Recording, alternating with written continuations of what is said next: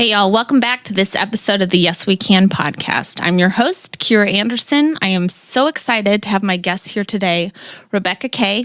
She is a fellow cancer widow. Her husband passed away of glioblastoma, and she has so many things about her. I want her to introduce herself, but this is going to be a great show. Thank you so much for coming on. Oh my gosh, Kira, it's a pleasure. Thank you for having me. I mean, I don't even know. How did we initially even get introduced? I think it was a widows group. Maybe I found you, and I don't know, somebody told me about you, and I don't remember the first person. But then Betty Mertens, who's been on this podcast before, and is one of my very good friends, and just I'm a big fan of Betty and everything she's about. So if you haven't watched her episode, go watch it. Betty Mertens, she lost her daughter to a genital heart defect at 12 months. They have Ella's Umbrella, so please check that out. Yes, Betty is phenomenal, and she's introduced me to several people. She's such a connector. She's such a connector. Yeah. She's amazing. So yes, that's right. That's how we got connected. Well, we had coffee at Starbucks and talked nonstop forever. We did. I think we both missed the following meetings. Probably. Yeah, you invited me to your birthday party, and I was like, absolutely. But then I,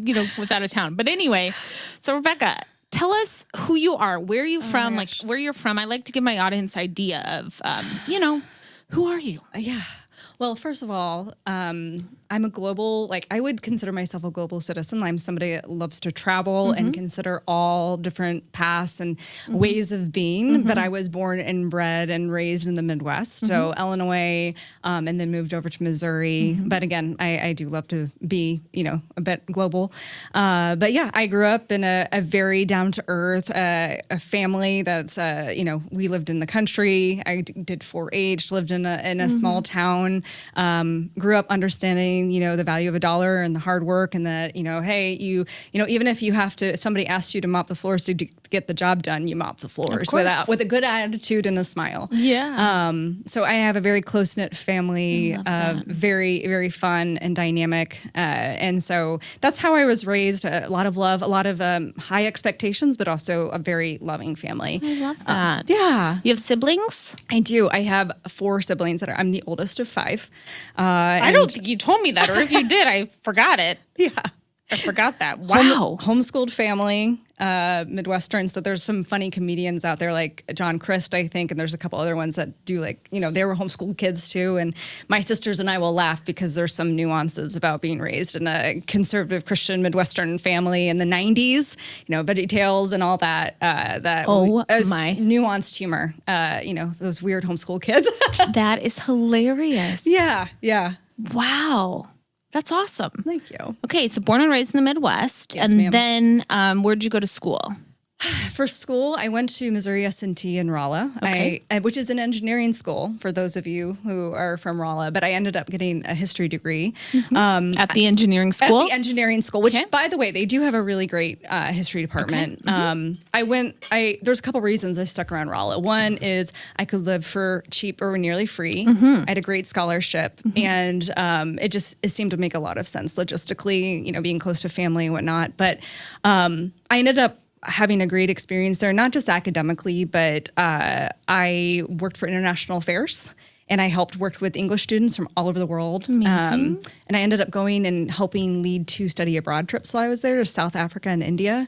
Not a bad gig. No, not at all. And got some credits, but also helped some professors, and that just it helped form the foundations, my work with the International Affairs Department, and also my study abroad really helped give me the first inklings of what I would do professionally, but it just gave me such a love for working with people and diverse groups of people and bringing people together to do great things.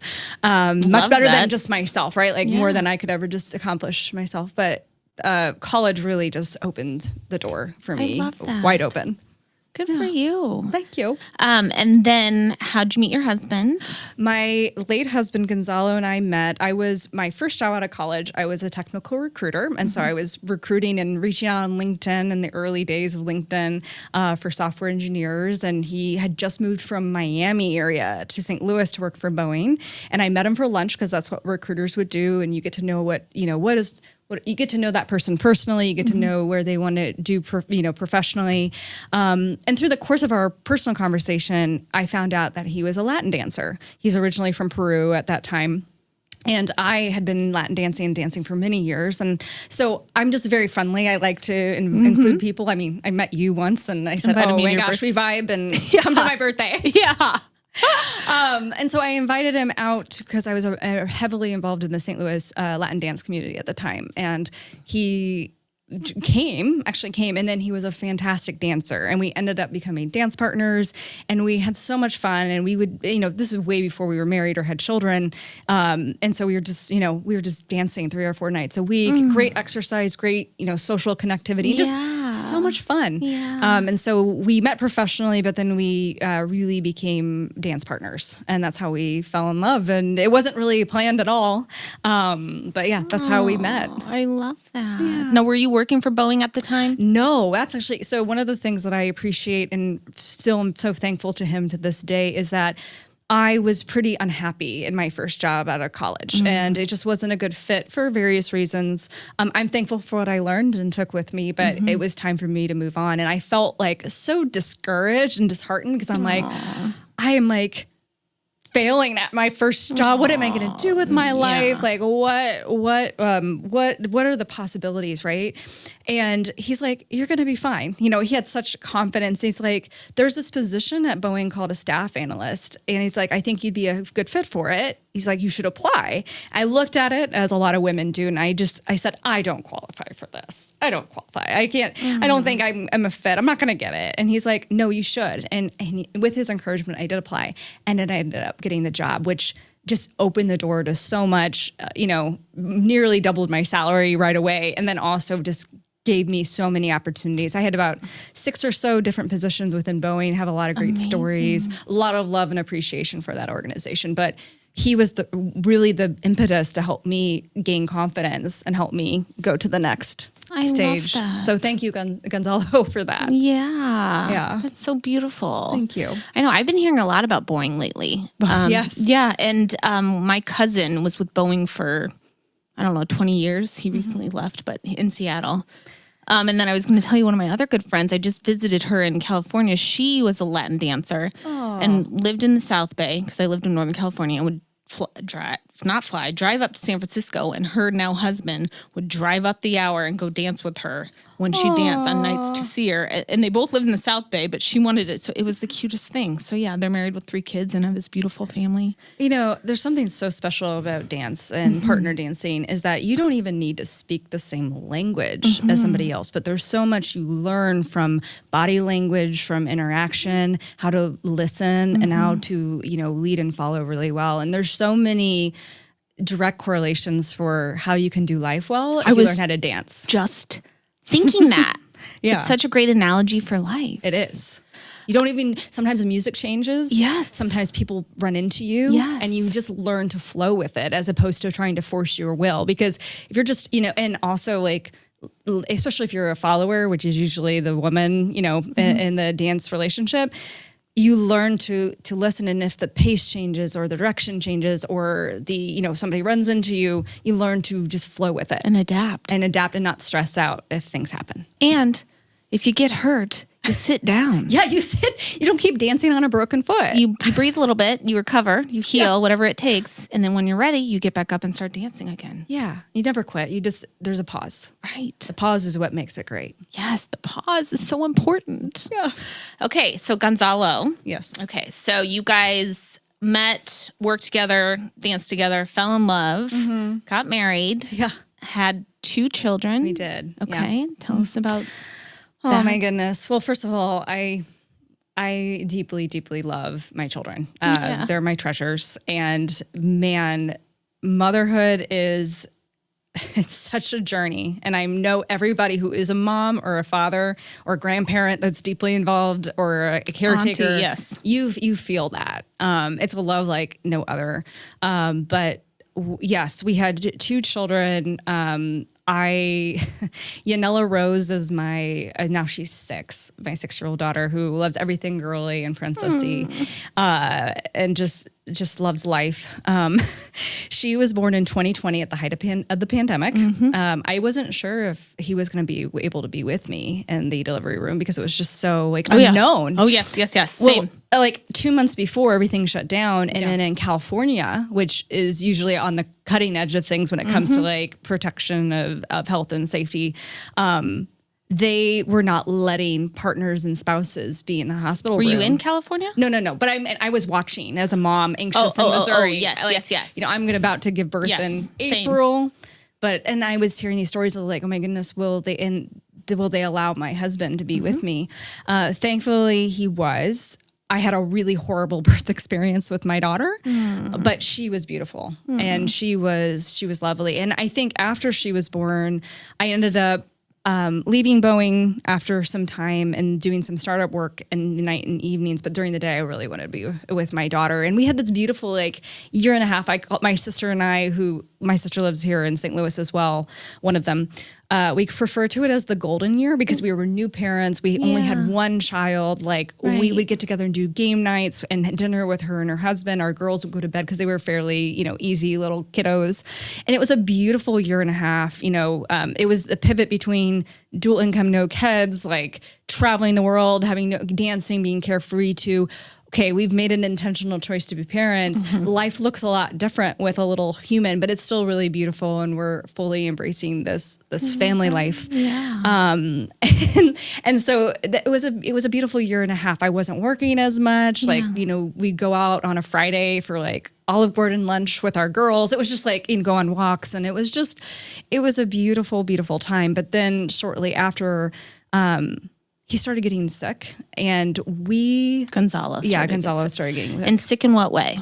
He started having dizzy spells and like vertigo, where he's like, my head feels really weird. And we thought at first it was an ear issue. And so we did a lot of inner ear therapies and like all these exercises, and he wasn't getting better. And he wasn't getting better. And he had an MRI, and we couldn't figure it out. You didn't see anything on the MRI? Nothing was on the MRI. And you guys have 2 kids together, yeah? No, we only had one at that point. Okay. I was pregnant with Lucas. Oh my God. Okay. So like my husband's starting to not feel good. He's getting like his personality, because he's just, I think at that point, because now we know what it was, he was just like, his head was like off. He was kind of like more distant. He wasn't wanting to go dance, and like all the things that not only does parenthood change things, but like when we did have free time, he didn't want to go do the things that we always love to do. And so that to me was like really, really frustrating, because I'm like, I'm like, just go do it, go figure it out. Like, why aren't you like going to see more doctors? And we need to fix this so we can move on with our lives, and we're going to have another baby, and I need you present and fully healthy. And so but we couldn't figure it out. And about 6 months to a year later, after some encouragement from family, we're like, I think we need to go see a neurologist. And he went to see a neurologist at St. Luke's here in St. Louis, and thank goodness for her, she had him do another MRI, and then they discovered that he had brain inflammation all over that had been missed, but it had grown significantly in the 6 to 12 months since the first MRI, that they didn't catch anything. And so but the thing is, they couldn't diagnose what it was. It's just, we got this message of brain inflammation. This is like a month and a half before I was about to give birth to my son. So I'm like 7.5 months pregnant. My husband is inpatient at St. Luke's. They're like trying to test him for everything under the sun: blood, bacteria, a viral infection. Do we pick up something in El Salvador when we were there for a family wedding a couple years ago that's manifested in his brain? They're trying to like figure it out, and they're like, we really can't tell without a brain biopsy. Thank you. And we were like, well, before you do brain surgery without a solution to explore what's going on, like, let's go get another opinion. And so we went to Barnes in downtown, and then they basically said the same exact thing. And from there, we went home, and we're like, okay, I think we need to go to Mayo Clinic, because if we're going to have anybody operate on Gonzalo, we need to go to the Mayo Clinic. And the problem is that in the medical system in the United States, they're really good once you get in the door, but the process and the waiting kills people. I'm sure you, and it's just like the paperwork and the process time to get into who you need to see. And I got to the point where he just kept getting sicker and sicker, and sicker in what way? Just just in bed all the time, like couldn't function. His motor skills were decreasing, that sort of thing. Like, did he have any pain? No, he wasn't in pain, but he was starting to lose his ability to talk, ability to walk. And what were you thinking as you're pregnant? How old your other child? I gave birth in between the time from the second hospital to the first. And so or the first, because I had a baby in the middle of this time. And I had also had a lot of trauma from my first daughter's birth. And so I was going, oh my gosh, we were so having, much. it was so much. We were, and I can't even remember all the pieces of it, but we were having family come in to help with Gonzalo.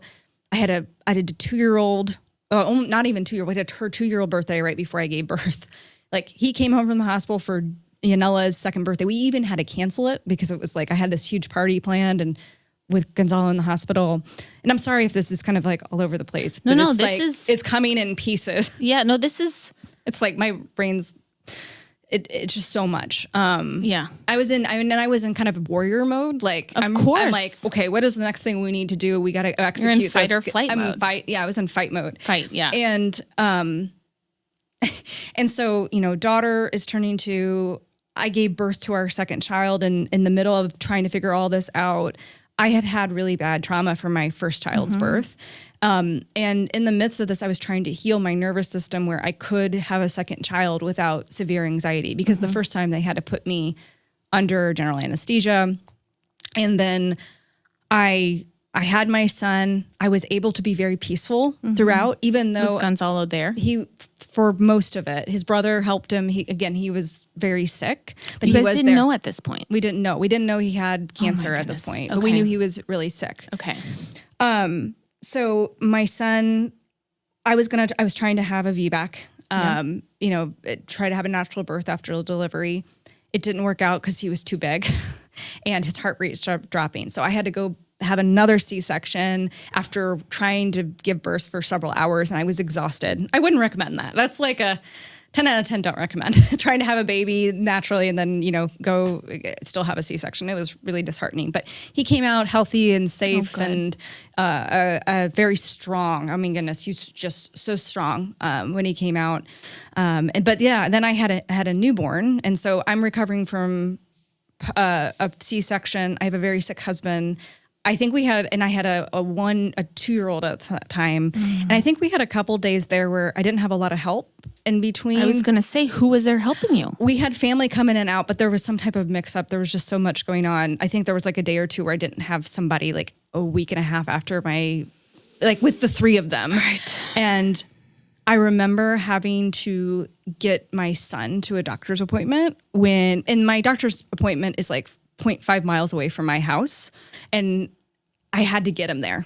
And I didn't have I don't know what happened, maybe, but I don't remember anyone being at home with me. Gonzalo was there. He was stable but sick. I think my daughter was at daycare or with the babysitter, but I had to get my son to the doctor's appointment. And you're not supposed to drive after a C-section. It's like, you're not supposed to drive for several weeks. And I was like 7-10 days out.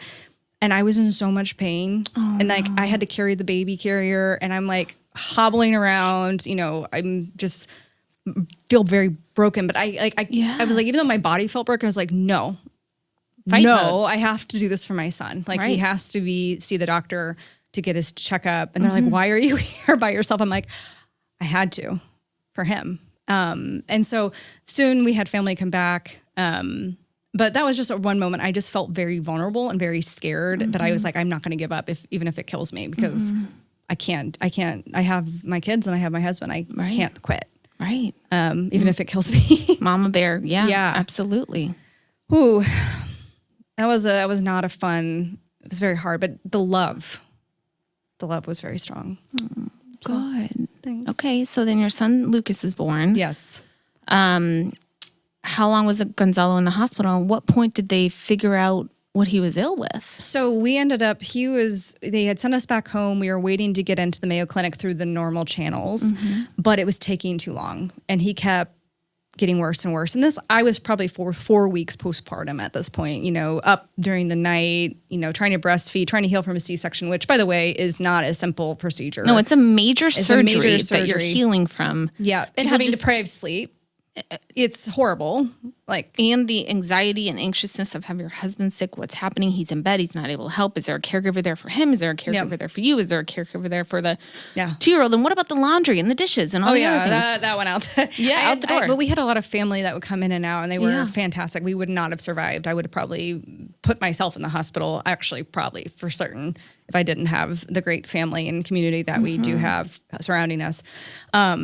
But then I remember about 5 weeks after Lucas was born, Gonzalo just kept getting sicker and sicker. And I said, no more. I think after talking to some people and people really encouraging me to take drastic action, I loaded up the family. And we had other people with us too. And we drove 6 hours at night to the Mayo Clinic in Rochester, Minnesota, and to the emergency room because he just kept getting worse and worse. And he's a 34-year-old young man, healthy, was previously very healthy, gym, dance, like very vibrant. And I walked in with this baby on my chest at like 3 a.m. at the Rochester, Minnesota emergency room. And just like with my last energy, I was like, listen, and I have like, if you're a medical advocate wife, like you have like 60 papers you carry with you at all times because you're going to all these specialists and you need all the, I had MRI CDs and I had medical records and I had all these test results. And I'm like, here's everything. I was like, and I'm just like so tired and worn out.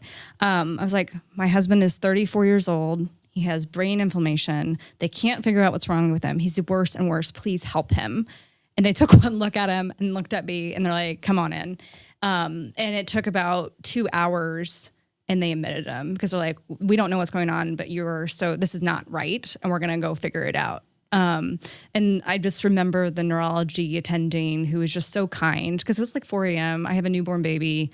I'm exhausted. I've got a very sick spouse who can't walk. He's like, a 2-year-old. He's a walker or in a wheelchair. Yeah. And, they brought out like this bassinet and brought down nursery supplies. So it was just like those little moments that like gave you like a little bit of like people are good, people are kind, and you're going to get through this. But when we made it to the Mayo Clinic and I knew he was in the best hands, I could kind of relax. Yeah.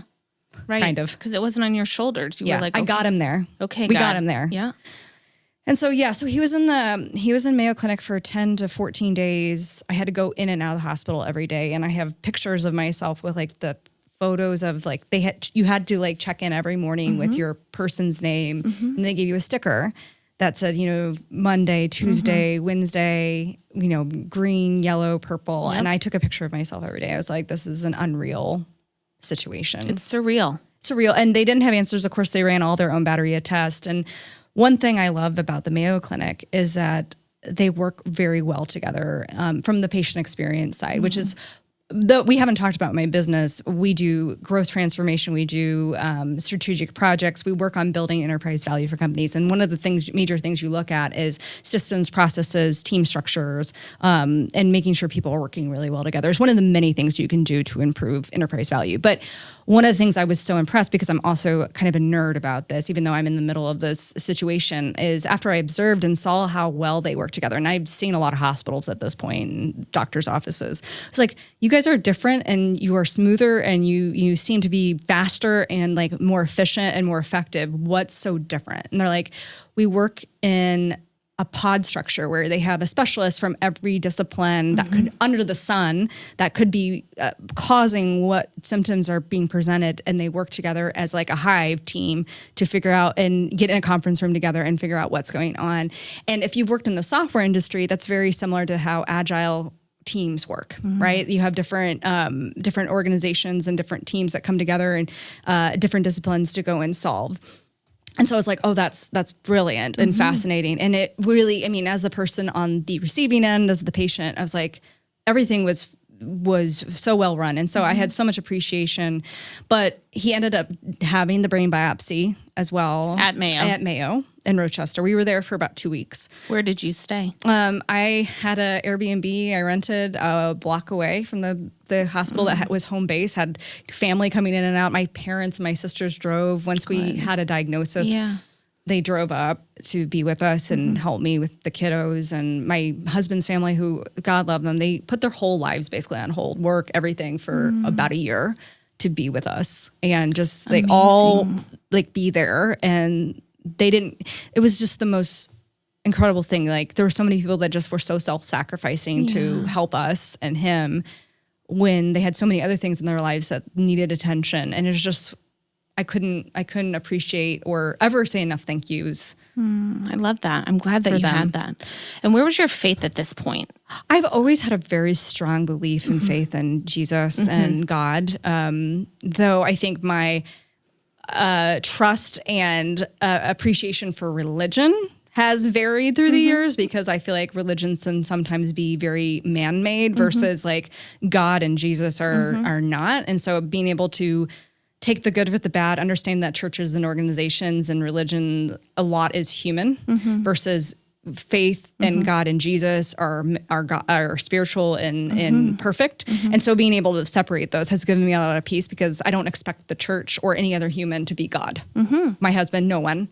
And that gives me a lot of peace and stability in life. Yeah, I think that's great. But I've always had a very strong faith. So that is definitely what kept me going. I never, even in those darkest moments throughout my life, I've never lost sight of the fact that there's a reason, even though I can't see it. And I have very strong faith and trust that even if it hurts, even if I don't understand it, even if I'm mad, even if I doesn't come out well for me, which I could tell you so many stories about things that haven't gone well for me. I've lost, or Can't we all? Yeah. And some of it you don't want to put out there to the internet. But God is faithful. Every situation in my life, either that wasn't my fault or was my fault out of stupidity or, young youth or foolishness, he's always been able to turn around and use for his good. And that's not me. I am a human who has many flaws, though, my husband would probably tell you, and things that I am working through, have worked through, and continue to work through. But God is faithful. And he's the only one. I think that's all of us. I mean, we all make mistakes, and it's what we do with those, right? We learn from them, we grow from them, and try not to do it again. But we're going to make mistakes because we are human. Yeah. So I just was wondering, because sometimes, people don't have faith while they're walking through these tragedies, and sometimes you do, and there's a difference there. I think, we, God absolutely is the author of my story. Amen. So I was wondering if you felt like he was there with you throughout this whole process. 100%. I remember. I'm going to take you to where we were when we heard the diagnosis. Yes, please do. The biopsy came back. They were telling us they're going to have answers probably in the next day or so. And we're like, okay, we're waiting. And how long have you been up there at that point? 11 days, 12 days, give or take. Right, I could be off in my timeline. That's what I remember. But it was probably like a Thursday afternoon around 3:30, 4 p.m. And if you know anything about working or anything, people deliver bad news usually at the end of the week, at the end of the day, right? And so I'm like, well, this is probably not great, because they had given us indications they thought it probably was going to be cancer or something similar, but they didn't want to tell us for sure. And so they came back and said, we're so sorry. It was the main doctor and it's a teaching hospital as well. So they had one or two other people, and they came in very solemnly. And the very wonderful neurologist leader, who's head of the case, she came up, most senior person. She's like, I think she puts her head, she's just standing there. It's like, I'm so sorry, in like a low voice. And she said, putting her hand on your hand. No, just like in front of us, kind of like giving us some space. Okay. And she's like, I'm so sorry. You have a glioblastoma, stage 4. And we're just like, it was just kind of like one of those moments that is like, they pause because it's just so much heaviness. And I have Gonzalo to my left in like this hospital recliner, those plastic green recliners. I have me, and then I have my mother-in-law, and like my mother-in-law loses it, crying. My husband just like sits and like, he was an internal processor. He was never really an external emotional person. He just kind of gets more quiet. And I have my baby on my chest, and I'm just like holding both of them with my arms. And I'm just like, where's your 2-year-old? He's on my chest and baby carrier. 2-year-old? Oh, the 2-year-old's with my mom or a family member at the house. Okay. Because it was COVID time. We could only have one. We couldn't have little babies. Yes. Other than my son, they had an exception. But my daughter was at the house. Yeah. Being passed sounds really cruel, but like we had family around the clock, and so everyone was taking turns shifts watching her. But I was just sitting there, and I just remember like feeling like I didn't know where the peace was coming from, but I was like, this is horrible, but I know God is with me. And it's like, he's with me, he's standing behind me. It's because I kind of had my arms out in like the sign of the cross, not intentionally, but like on both person. And I felt like, I think I had God's love or energy just kind of like flowing. And like, I'm just trying to like, it's not me, it's not my strength, it's not my energy, but I'm just like trying to protect or like love and hold up, not through my own strength, the two people behind me and my son. And so that was a very powerful moment, very hard moment. I think I was a bit shocked. 100%. I didn't cry a lot at that point because I think I had prepared myself, did a lot of crying before. I think I grieved a lot during this process as I went because it was just so hard. And this cancer is vicious because it's not just like, I think some people have seen people who have like lung cancer or other things. They get kind of weak and tired and they lose their hair. That's all horrible. Like that is, but like, glioblastoma is vicious. It takes away.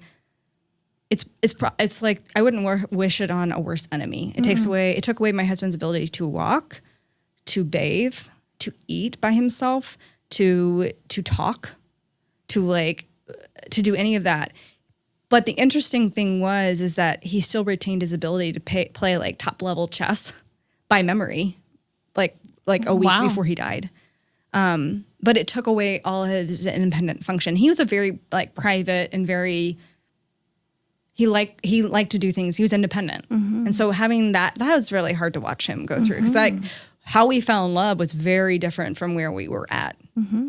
Having caretakers, having, no semblance of privacy. There was, I had mobility equipment, chairlifts in my house, like bathing bars, and it just looked like a nursing home more than like a couple in their young 30s with two kids. Like, and I think I grieved the loss of all of that, the loss of like being able to dance, the loss of really honestly that year of my time with my children. Yes. My son, like I'm trying to like make up for it in small ways now, but it's just like, you never get that time back to bond with your kids. You don't. I know. And I'm like, what? And I'm not mad at myself. I did what I had to do. You did the best you could. I did, but it's still, I think there is still grief. Yes. For what feels stolen. 100%.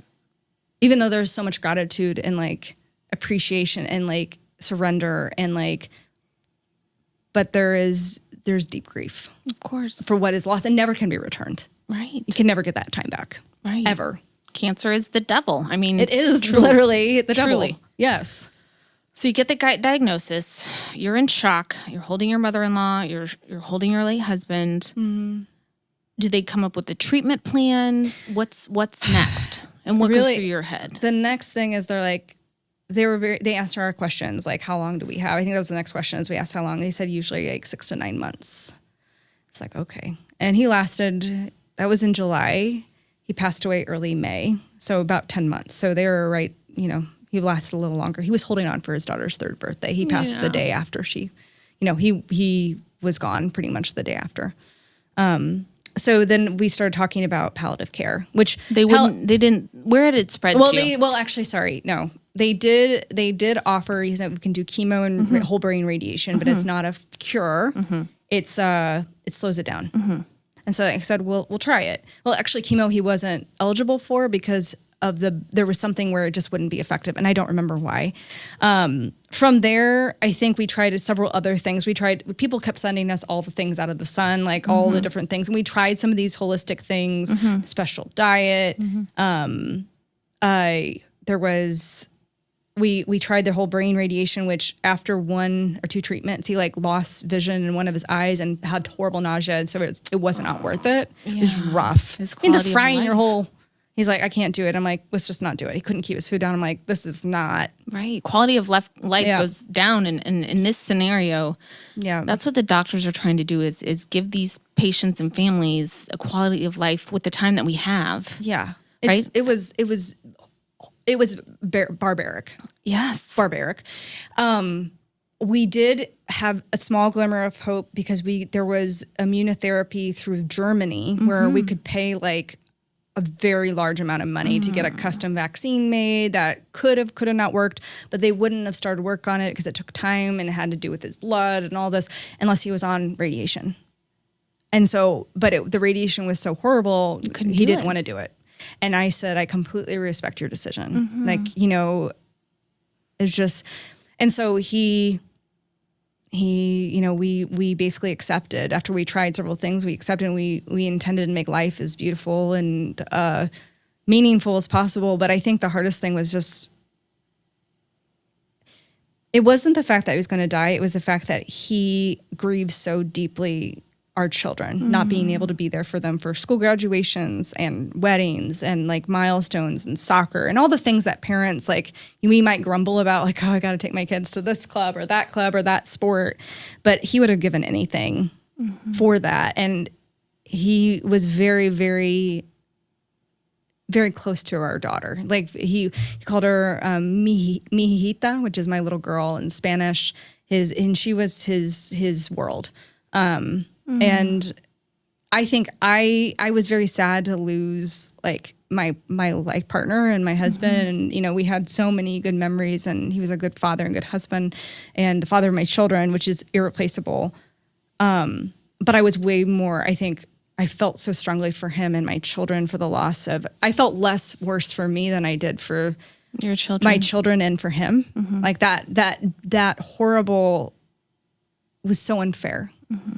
That death like stole that from them. And that hurt more than anything that could have happened to me. And I think as I reflect on it, now that I'm a mother too, and watching my mother-in-law suffer, because at a certain age, you can never replace your children. No. But seeing how much, like, if I lost my son Lucas or my daughter Yanela, I don't know what I would do. Correct.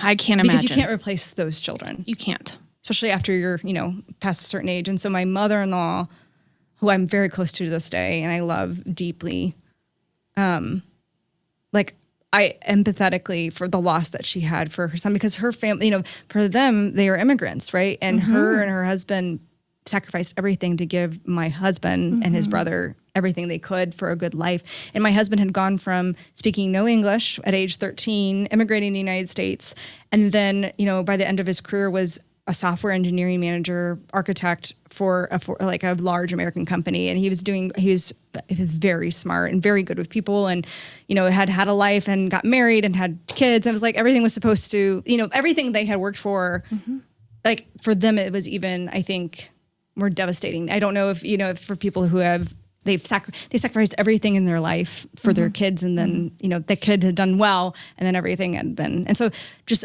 understanding that, and like walking through that, just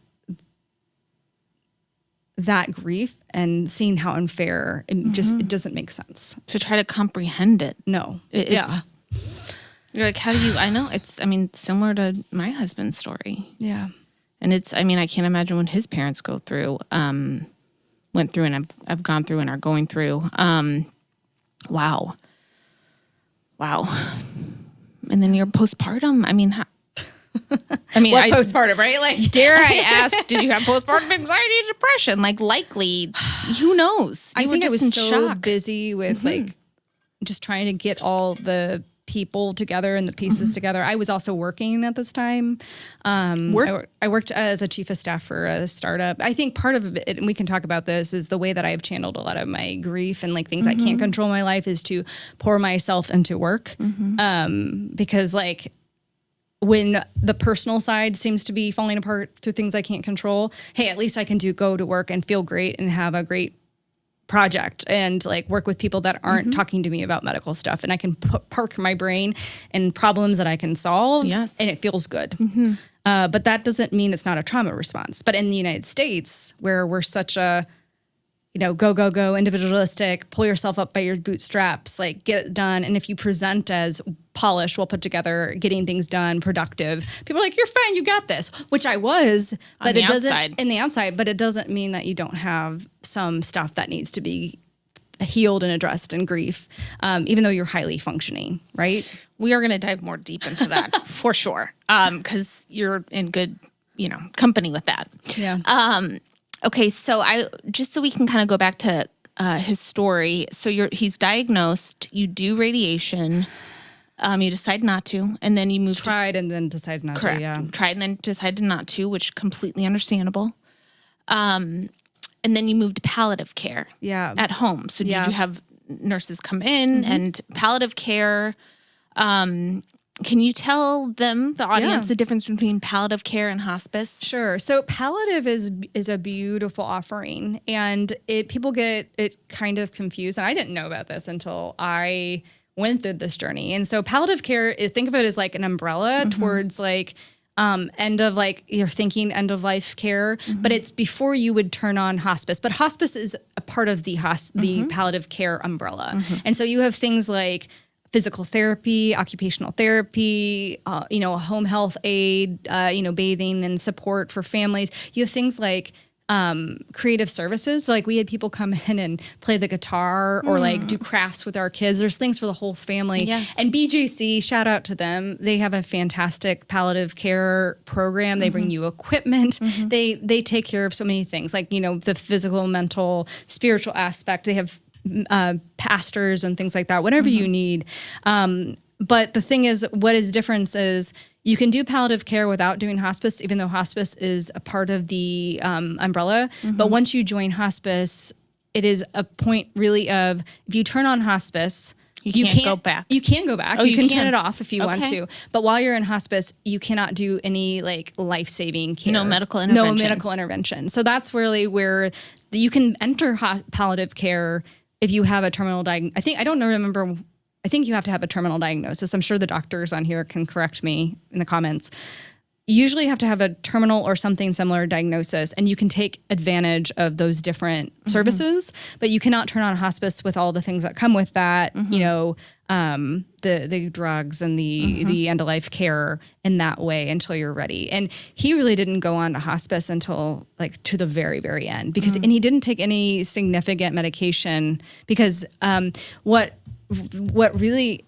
happened at the very end is he just couldn't like eat or breathe, and he was just like suffering to breathe. And so at that point, we made a decision as a family that he was like, our daughter had just turned 3, and I told him, like, if you want to keep going, you can, but like, if you're ready, it's okay. Like, I love you, and I'm going to miss you so much, but I don't want you to suffer. I want you to be at peace. I want you to know that I love you. And I'm so sorry this happened to you, but I'm so proud of you and everything that you've done in your life. And you've done more of an impact in your career and like with our kids and with my life.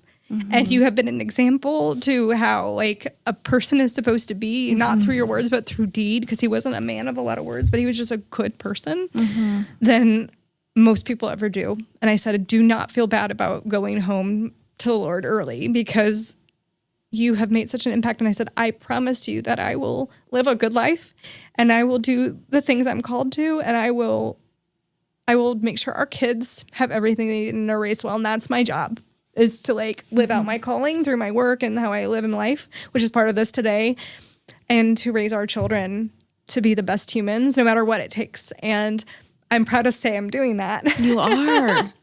And it's beautiful to see. It's beautiful. And but I know he's like looking down and he's proud. And I'm even though my life has moved on, like he's just a person that can never be replaced in that way. But God is good, and he's faithful, and he heals. But like, I think we can have hope, and we can be positive, and we can be uplifting, we can be productive, but we can also say this is horrible. It's the and. It's you can hold both at the same time. You can say, I hate this, but I'm not going to let my feelings dictate. Right. And we can lament. I mean, there's a whole book in the Bible called Lamentations. We can pour out our hearts to God and say, this is horrible and this has broken me. But you can also be like, give thanks and gratitude. And I'm going to praise God, even if I'm, like the Apostle Paul in a prison cell. Like, I can hold gratitude and grief at the same time. You can. Yeah. And we do. Yeah. Oh, bless your heart. So then where was he when he passed away? He was in our bedroom. Okay. And I was with him, and our family was with him. And it was very peaceful. I remember after it happened, they send you like the funeral home, which has helped my family for generations. They're great. They're Bop Chapel. Shout out to them. I mean, those folks, I mean, that's a really hard time for people. And, they're not really that much in the public eye, but they're a family-owned, operated company for many, many years. But they really just like were very kind and very It's respectful. We used to. Oh, you did? Look at us bonding on another. Over weird things. Yeah. But they send like a van. I don't know if you remember that, but they come and collect. Oh, Kyle was in hospice at Evelyn's house. Oh, okay. So we had the option to go to Evelyn's house. It was too, wonderful. But yeah. And I think if I hadn't had as much support at home, I would have probably done something like that. Because at that point, you need that much help. But we had enough help at home. And so I remember that happened. My whole family was there. There was a lot of emotions and sadness. And then they came, walked him out, and then he left. And it was just like, I didn't say anything to anyone. I just left. I went for a walk. And then my dad came and found me. I just wanted to be, I think after all that, I was like, I didn't even say anything to anyone. I just left. And I think people don't know what to do with themselves. And I'm like, I don't care at that point, because I've always been a people person. I'm like, I didn't really care. I mean, I knew my kids were in good hands, and like they were with their grandmas, and so I'm like, they're gonna be fine. And I'm like, I can take 15 minutes. So I walked out in my neighborhood. There's like a little trail with somebody in my neighborhood has put like these concrete benches and like stiff stuff, like the outside decoration by like this little creek. And so I don't even know if it's somebody's yard, but I ended up like just sitting. And my thought was, if somebody comes and tells me to go off their yard, I'll just say my husband died. My husband just died. And they'll turn around and be like, okay, I'm so sorry. Yeah. Yep. I would make it was, but anyways, we laugh and people are like, why are they laughing? I know. Well, you have to laugh, otherwise you're gonna cry. Exactly. But it was, I took some time, and my dad came and found me, because he's like, my dad's such a sweetie, but he always is taking care of all of his girls, because he has 4 girls and my mom. And so it's very, especially when we were teenagers, oh my goodness, so much estrogen and emotions. And he's always been kind of the level-headed one when all of his girls would be like very like, fighting or emotional or fighting with her mom. Dad kind of is the referee, but he came and found me, and he was very comforting, kind, and supportive. But it just felt, it was over, but it was like, what do I do now with my hands? Have you ever in like a social situation, like, what do I do with my hands? And I think I had that feeling like with my whole life. It's like, what do I do now? Like, I know I do my work and I know I have my kids, but like, I feel like kind of naked without a partner. I had always been with somebody since I was 15, always. And that was an area of growth. But anyways, yeah. That's what happened. Oh my gosh. I know. I remember that feeling too. Kyle passed away at like 2:31 a.m. And I was laying on his chest, and I remember they came in and woke me up and said he had taken his last breath. And I just remember leaving. It was dark out, just driving home in silence and thinking, I have to tell my children that their daddy passed. Yeah. I don't remember who was there. Like you said, our brains, it's really interesting. Betty actually is the one that has taught me a lot about what happens to our brains in grief and tragedy. And she's studied that, and I want to learn more. But your brain is literally changed during these type of traumatic events and situations. And I remember being like, I just want to sleep, because I hadn't really slept in a long time. Yeah. And I remember having to go home, and, my kids waking up and telling them that daddy was in heaven. And it's like a nightmare. Yeah. Something you never, ever think you are going to have to do. For sure. You wait your whole life to meet your person. And you meet them and dedicate your life to them and create a home. Yeah. A home. And then God takes them away, and you're like, what? That can't be our family. Yeah. Not our family. So obviously we have a lot in common. And you are a force. So I'd like to talk about what happened. So after Gonzalo dies, did you bury him here or, okay? Yeah. I, being the planner, you'll laugh. And maybe we shouldn't laugh about it. I'm going to, because it's just authentic. And I think people should know that grief carries so many emotions. You laugh, you cry, you feel numb, you feel angry. No emotion is wrong, and we all deal with it very differently. I think that's one thing I really learned, is seeing different family members and how we all dealt with our grief, and in so many different ways, and trying not to judge each other. That's the hard thing. It's like when you grieve and with a group, like you're like, well, why are you like this? Like, you gotta let that go. And sorry, what was the question? Sorry. I said, you are a force. I said, yeah. so what happened after he passed away? You guys buried him here. Yeah. Then what happens? So we did bury him here. Then my kids and I set off on a trip because I had a live-in nanny at the time, which was really good. And I just said, my kids, they're not in primary school yet. Well, how old were they when he passed? Lucas was 1, Gigi was 3. So very young. I had a live-in nanny and who could go with me anywhere. And I had a remote job that wasn't too demanding at the time. And I said, you know what? I'm not going to make any permanent decisions because they tell you that. But, I'm not going to sell my house because I considered all things. Like, do I live and go find a new job in a new city? Do I not even find a new job, but start a new life? Because I've always lived in the Midwest. I love traveling. I love cities. I love different things. I'm like, do I go live on the coast and start a whole new life, or in Florida where I love Florida? Girl, you are speaking my language. I know. I love the ocean. Yes. I love the vibe. I love everything about it. I have friends all over the world and all over the country. So I'm like, I could literally probably go pick any major city and I know somebody, and go root myself. And I make friends fairly quickly. You just walk in and meet people. Yeah. What's so hard? Right. What's so hard about that?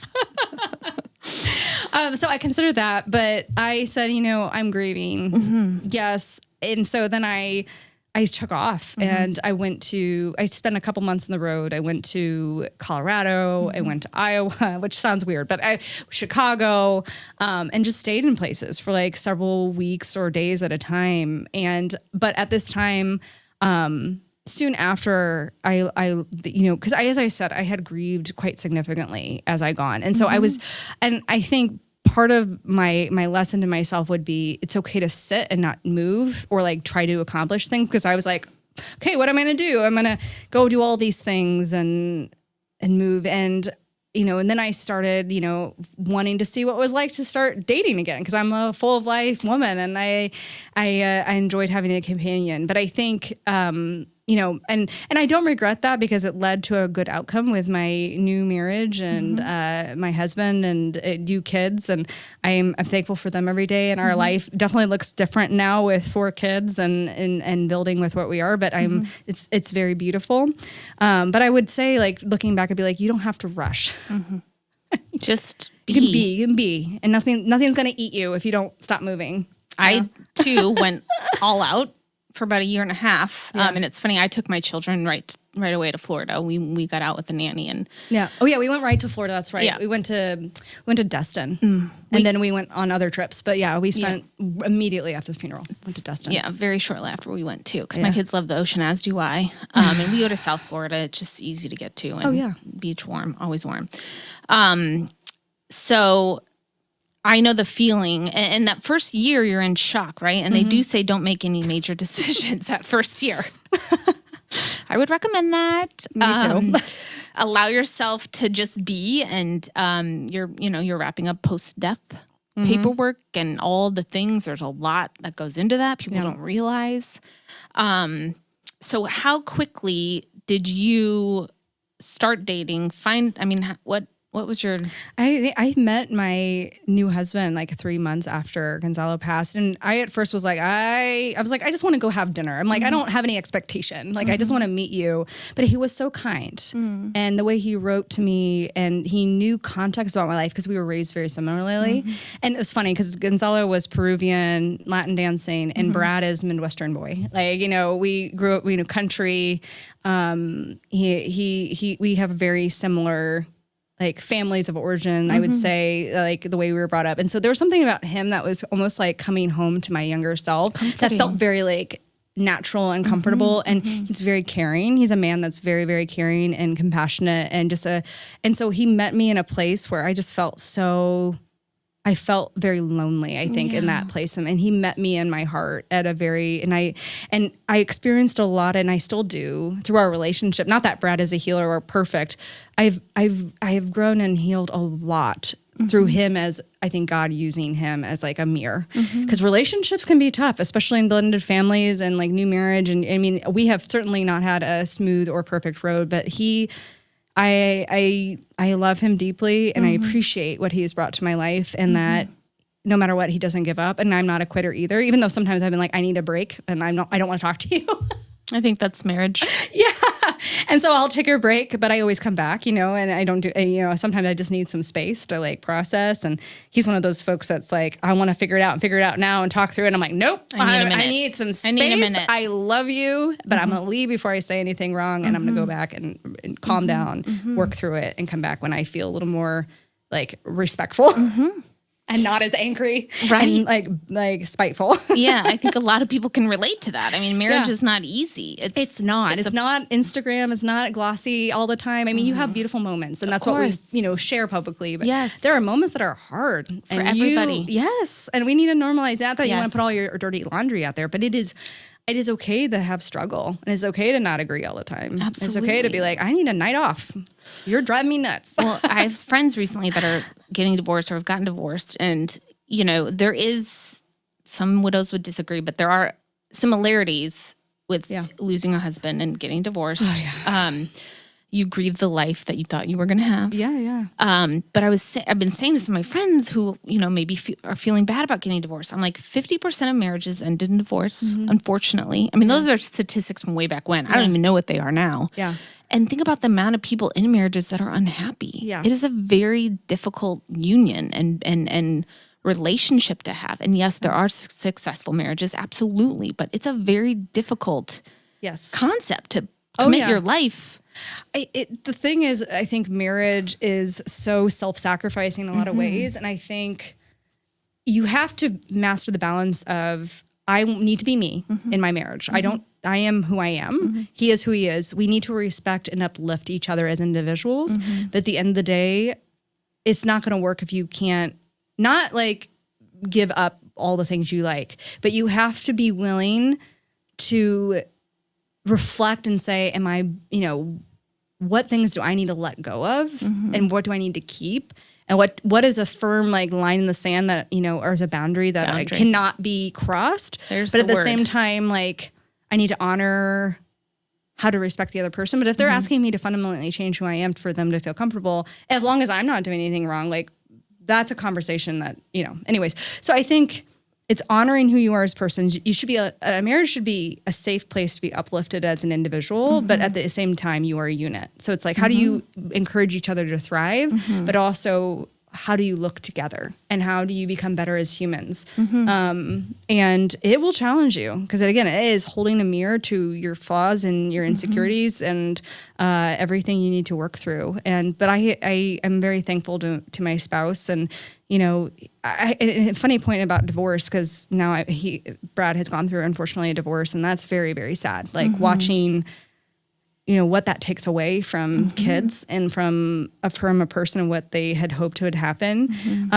I think one of the most simplest ways I can boil it down is that in widow, when you lose your spouse, when you're a widow, the person dies, but the love doesn't. In a divorce, the person doesn't die, but the love dies, but the person doesn't. I've never heard it put that way, and that's exactly it. And so I think it's so painful. And I think also with widowhood, you probably experienced this. We get a lot more, I would say, social support. People come behind us. There's not as much financial impacts, that sort of thing. When you're divorced, you might lose half or more of your social support. There's a lot of stress. There's ongoing battles. There's financial stuff. And so I would say, like, not that I would ever pick to be a widow, but if I had to pick between being divorced or being a widow, I prefer my situation. Well, and there's something to be said about. Excuse me. Yeah, are you okay? Grab some water. Sorry. Yeah, we're chill here. So some of us widows do experience the loss of a lot of us, of friends and support and financial, our financial provider.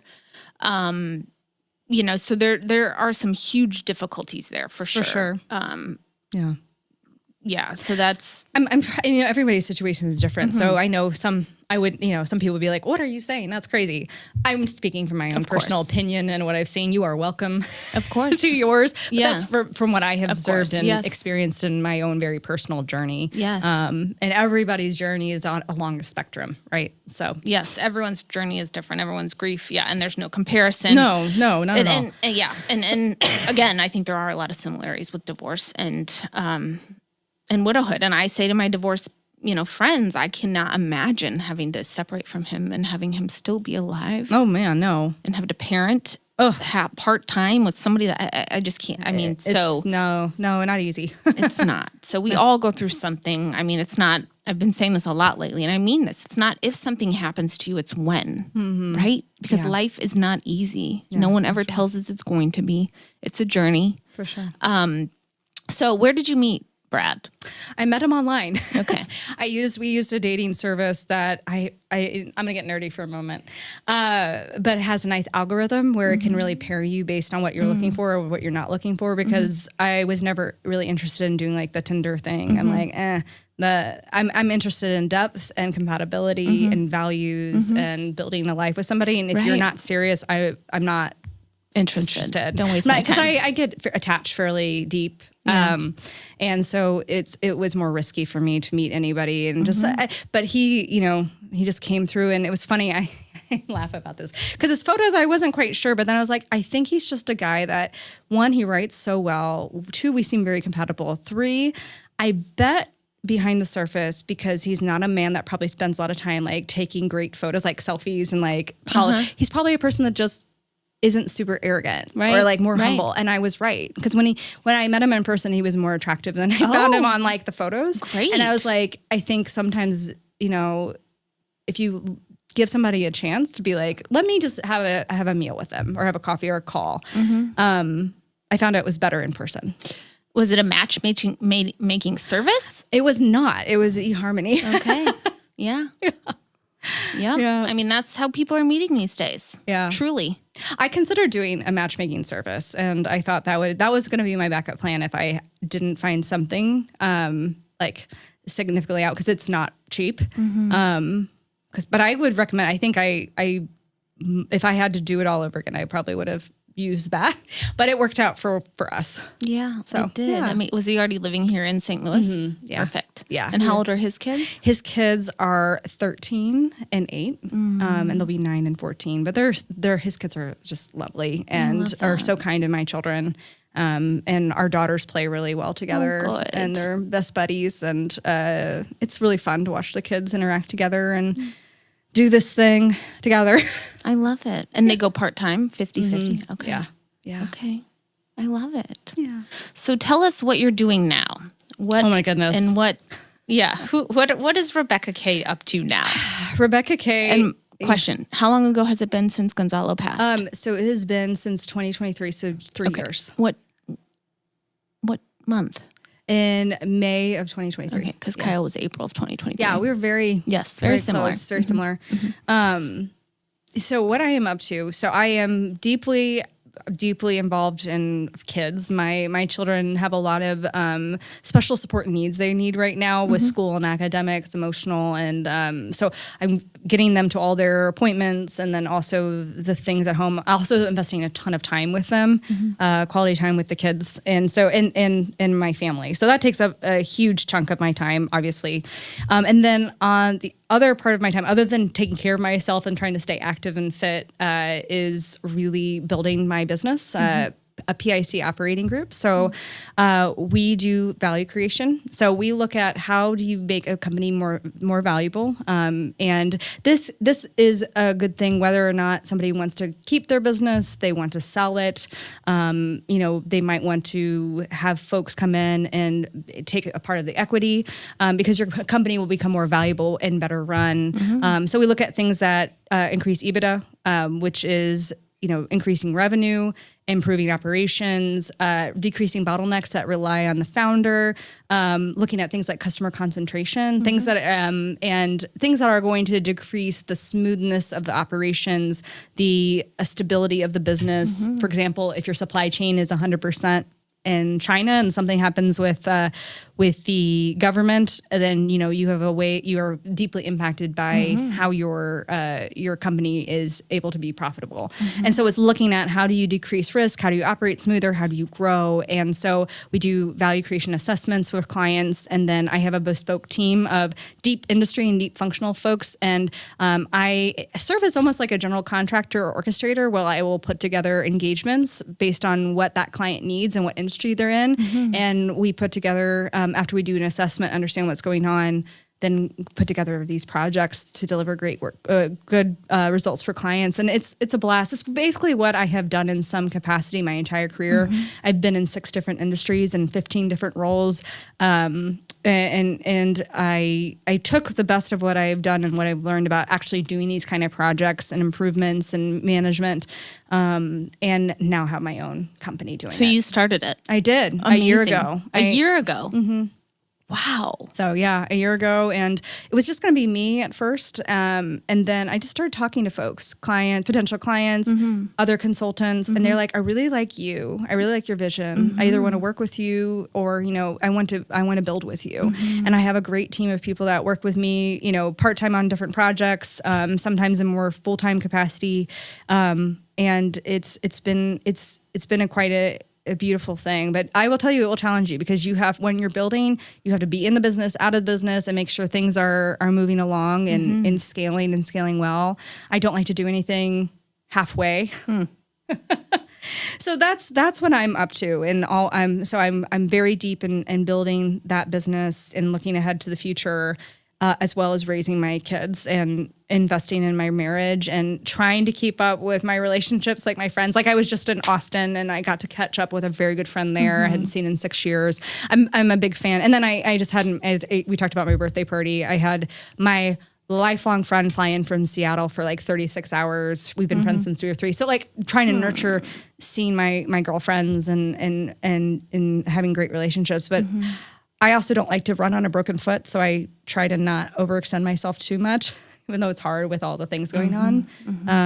But if you don't put on your oxygen mask first, you can't do it for other folks. So you can't. No. Now, what about healing? Yeah. What about healing from the loss? I mean, Brad came pretty quickly. He did. So you hit rock bottom. What have you done? And I know you just shared with me recently went on a solo trip. I did. And had an amazing time. Oh, yeah. I think, so I just went on a solo trip. It was the longest time I've been by myself, like without other people. Like I was at a place where there were other people, but I didn't have my husband, I didn't have my kids, I didn't have girlfriends, I didn't have coworkers. I was just like, I kind of just was by myself.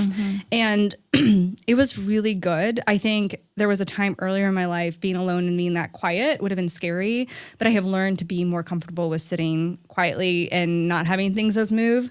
I think from this experience, I've learned a lot about the nervous system, and that there's the 2 systems, the sympathetic and parasympathetic. And I have lived my life, the majority of my life, in a heightened state of arousal, meaning like I'm always moving, I'm always going, I'm always achieving, always trying to build, always here, there, always on my phone.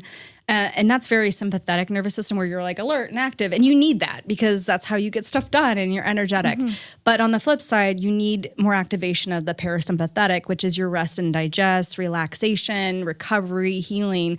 And anybody who knows about like people that are athletes, if you exercise really hard, you need to also rest really hard and recover. And I feel like I have not learned until now recently really how to switch that be able to switch more quickly into parasympathetic, rest and recover. And so I learned some really great techniques just from self-discovery and inquiry and having some time by myself about some mental tricks and tips to go from arousal and like sympathetic to parasympathetic rest and recover.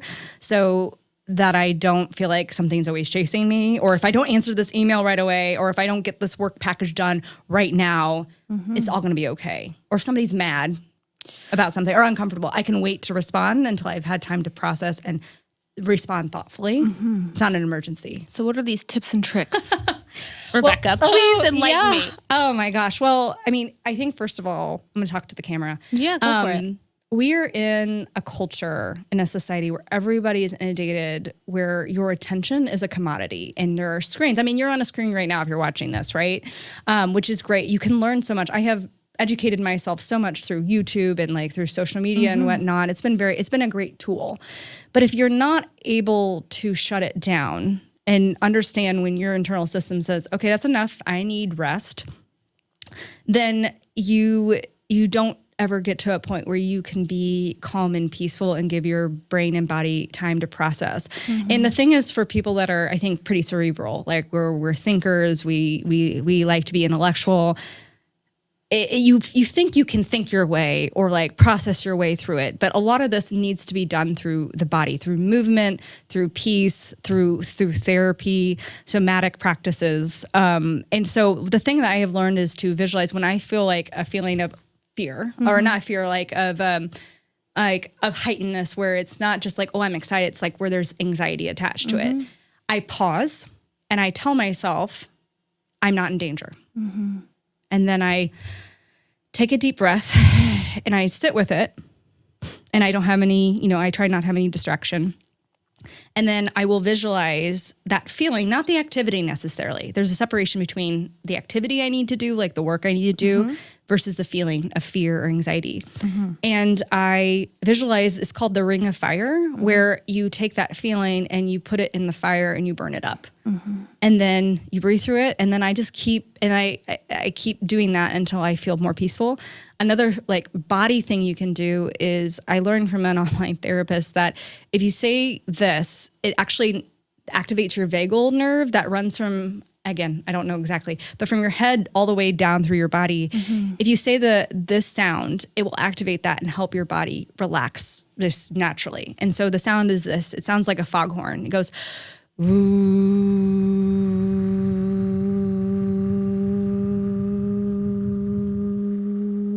And so when I do that, I also try to pair a hand movement with it, because you can't go around like at work going, ooh.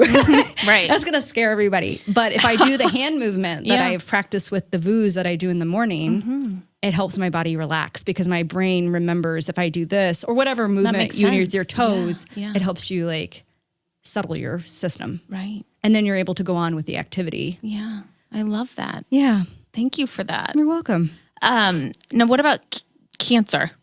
Are you guys, and some people, after going through what we went through, leave it behind and don't want to talk about cancer, don't want to, and then other people go the other way.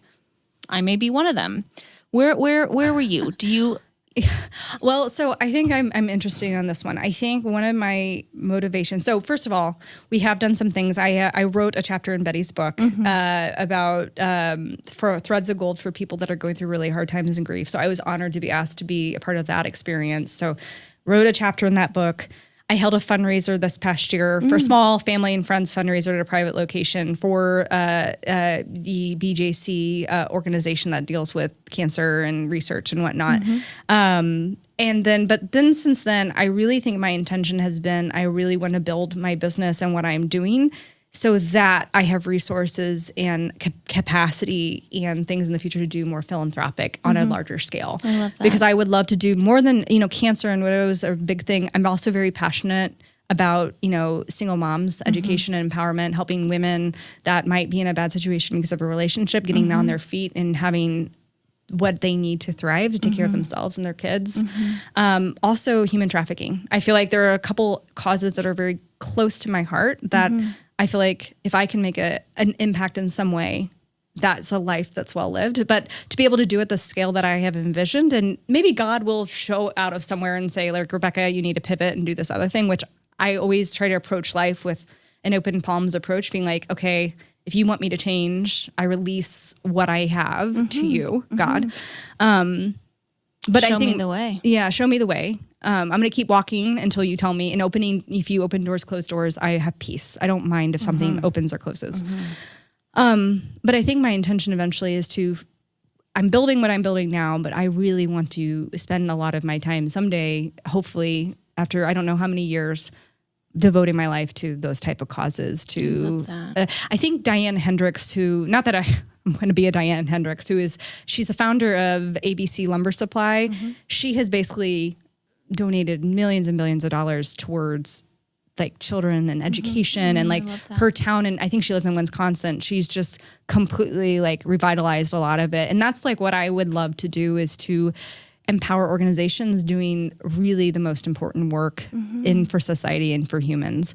But I'm trying to build the path to get there. Yeah. But if, this is what I think my path is, but if it's not, that's okay. Like I will go where God leads me. My calling, my career, my livelihood, my resources, my talent is His. And I try to walk faithfully every day and live according to my values. It's not about me.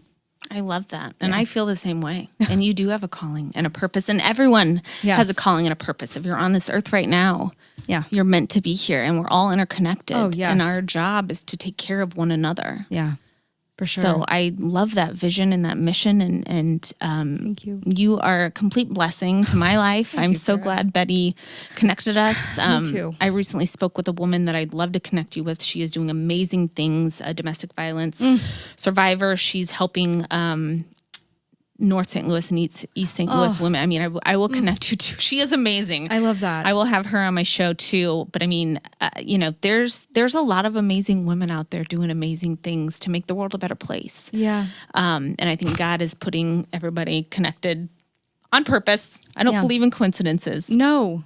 So it is so beautiful because we're all gifted with something. But I think from what I've seen in my work and just seeing, like, reading stories of people who've done incredible things, it's never that one person. It's like what God uses them to do through others to make the impact that they're called to be. And so whatever that looks like, I'm thankful and I'm grateful. Yes, amazing. Yeah. Today. So much for being on the show today. Oh, thank you for having me. You are truly a gift. How do people get a hold of you? Sure. So you can always go to my website. It's performanceimprovementconsultants.com, which is PIC, a PIC operating group. And then also I am on LinkedIn, so it's probably the best way to find me. I keep my other social media kind of private at this point, but LinkedIn is where I'm most public at this point. Okay. So, and what kind of company?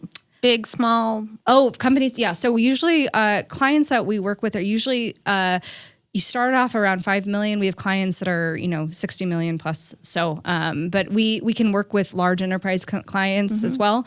But our sweet spot usually is around 5 to 10 million. Okay. Yeah. Love that. Yeah. And I always ask my guests one thing. If you would like to leave something with our viewers today, what is one thing that you would like them to take away from our time? That even when you get hit with something really unexpected, either through your own means or something you cannot control, just know that you're going to be okay. It always works out.